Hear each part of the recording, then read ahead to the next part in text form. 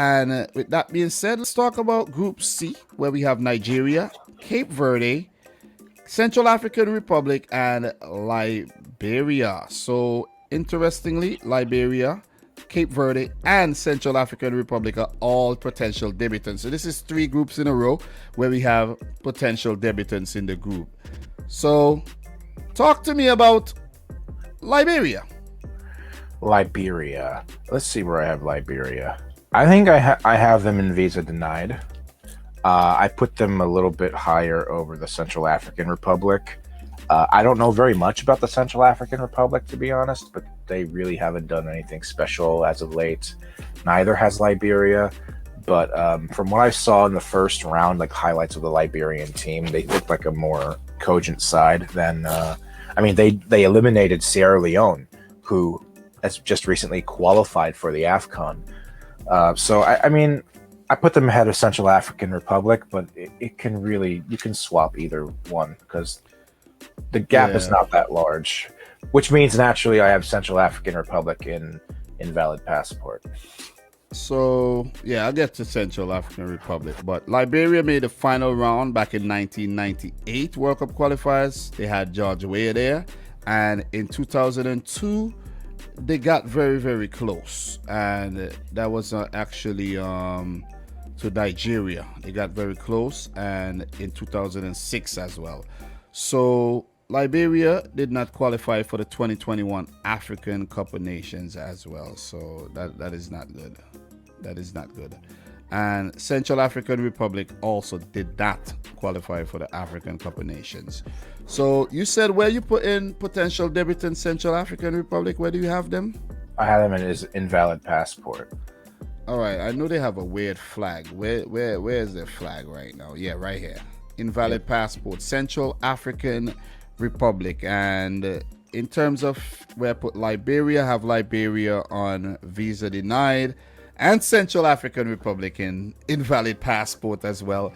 We're going to move right on. We're not going to linger. Let's talk about potential debutants Cape Verde, who qualified for the 2021 African Cup of Nations as well. And I must say, this format favors Nigeria more than, any of these teams, because let's say one of these teams get through, it would be very difficult. I won't put it past Cape Verde to do something crazy because they do have a lot of talent that play in Portugal and all of that. So let's just make note of that one, but it'll be difficult for them. Where do you have them? I have them on Miss the Flight. I think they're the second best team in this group. They have a promising side. They're trying to recruit Portuguese dual nationals because they're a Portuguese-speaking island nation. And maybe if Nigeria messes around, they can cause an upset, but to make it to the World Cup with only 5 spots out of 55, that's a little bit too much. So Miss the Flight. I do agree. I do have them on Miss the Flight as well. So quality stuff here, man. By your boy Football Pharoah and Dominic Rich. So guys, make sure you smash the thumbs up button if you're yet to do so. Subscribe if you're new. We'll be doing World Cup content throughout the rest of the year and throughout 2022. Until the event starts and when it ends. So subscribe. We love this. We love this stuff, and we know you do too. That's why you're watching. Last but not least, in Group C, Nigeria, who qualified in 1994, made their debuts, and they were really good. They also were there for 98, 2002. They missed 2006, but they were there for 2010, 14 through this format, and 2018. So they have been very, very consistent since they first qualified back in 1994. So what are your thoughts on Nigeria? The Super Eagles. The Super Eagles. Awesome kits, by the way, usually. Yeah. My thought is that Nigeria might be the most underperforming African nation in the history of this sport. If they, this is a country that has a huge population, a huge footballing culture. They should be a powerhouse on the grand scale for reasons I won't get into because it's long. Nigeria, I should be able to say, yeah, they're going to qualify. They're a team that I expect to qualify, but I don't have them. Whoa. Yes, I have them on standby because like you said, I really rate their odds. I think they have the best chance of all the powerhouses to top their group. But it's the playoffs, man. You never know. There's going to be some big casualties. You don't know who they're going to get drawn with. A lot can happen over 180 minutes. What if Nigeria gets drawn with like Ivory Coast, or they get drawn with Algeria or something like that? Yeah, you're right. You're right. I actually have Nigeria as one of 3 qualifying directly, and if you look at what Gernot Rowe has done a good job with the team, and look, we can't keep up with all the managers of these African teams, by the way. Let me just put that out there. But when you look at their record, they have qualified consistently, and they're one of the few African teams that has been. You could actually go as far as to say they have been the most consistent African team in terms of qualifying for the World Cup. Mm-hmm. Yeah, they've made what? I think 6 of the last 7. Exactly. So I don't listen. The quality in the team has not really declined. They have Victor Osimhen now. They have guys like Alex Iwobi and a few other youngsters coming through as well. So look, there's Chuck Woozy plays for Nigeria as well, right? I think Chuck Woozy. There's a lot of talent, man, and the list goes on. There's a table. The list goes on, man. I'm not even gonna get into these names, and who knows if they'll have a dual national or 2 come through from England as well. So, look, I could go on and on. I could get into more names, but the names are not coming to me right now. This is more team than individual. So, Nigeria, I have going to Qatar. So, let us move on to Group D, where we have Cameroon, Ivory Coast. It's getting tough here. Mozambique, potential debutants, and Malawi. I feel bad for Malawi and Mozambique in this group, to be honest. Let me just put that out there.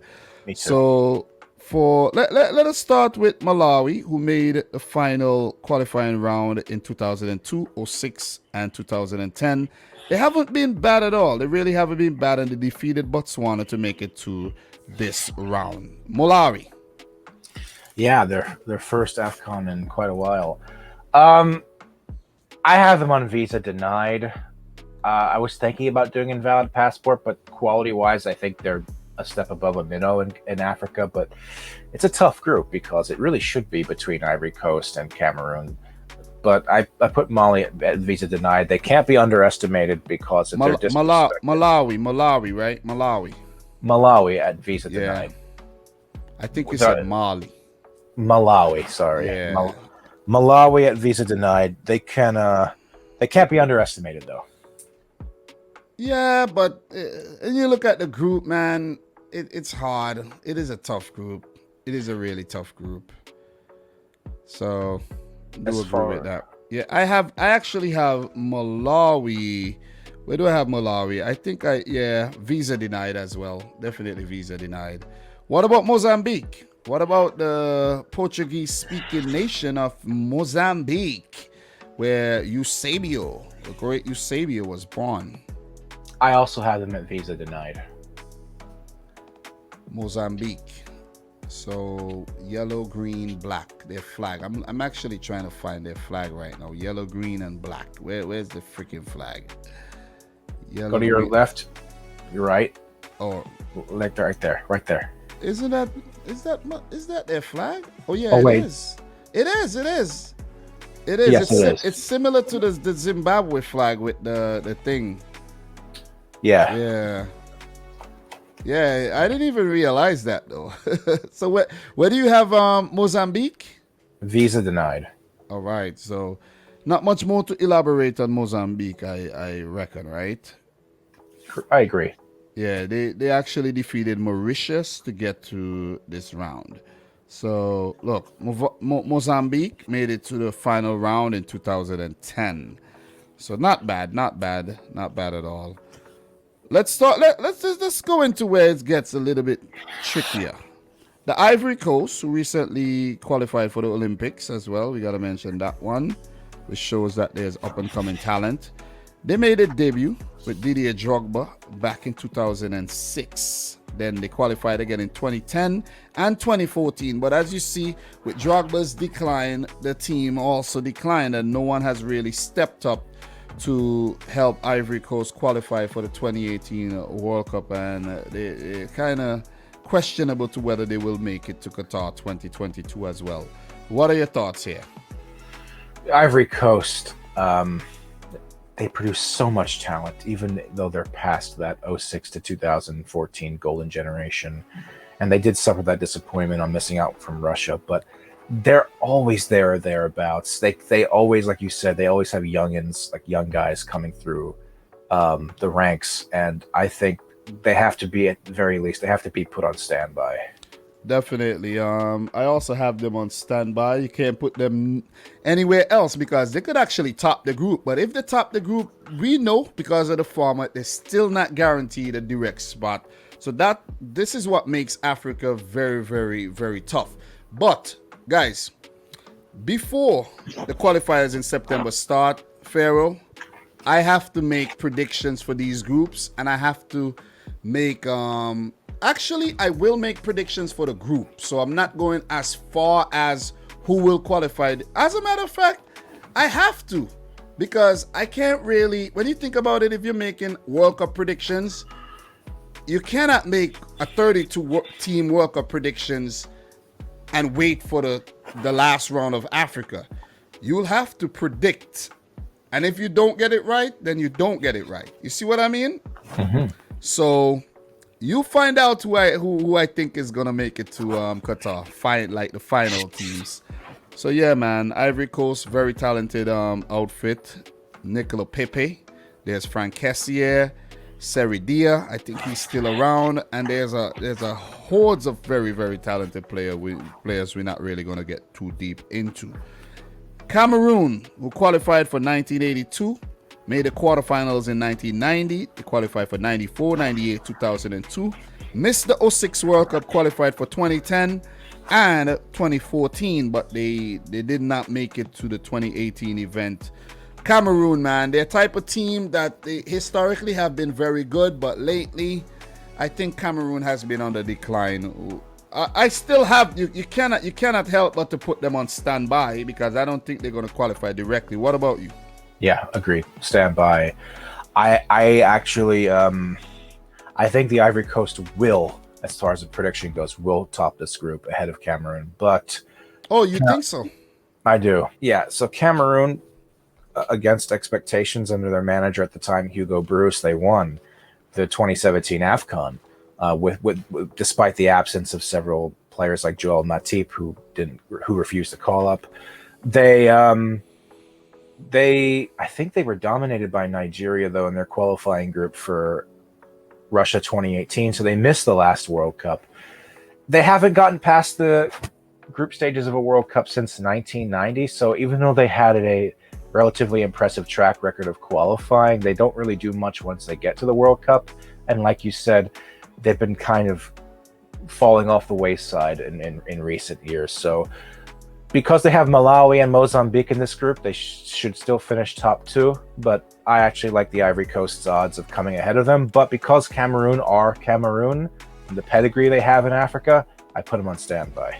I think I honestly think you need to be a little bit ruthless, man. Because even if you're sure that let's put them on standby here. But if you're sure that you already made a decision that Ivory Coast are qualifying, why not just put Cameroon as Mr. Flight? I know there's a doubt. That's the reason. There's a doubt, right? Mm-hmm. Yeah. And you're giving them the benefit of the doubt. So I understand that. Yeah. So the Cameroon could miss the flight. In fact, I think it's likelier than not that they will not qualify.